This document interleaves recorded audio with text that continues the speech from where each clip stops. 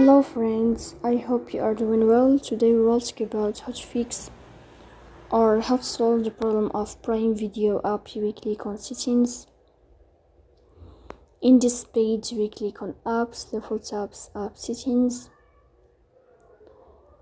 On above here you will search about Prime Video and you will click. In this window here of app info you will click on first stop and you will click OK. Then you will enter to the window of storage. Here you will click on clear cache. Then you will turn on your airplane mode and you will turn off your airplane mode again to fix that problem. So that's all. Don't forget to support us by like and subscribe. See you next time and thank you for your watching and your attention.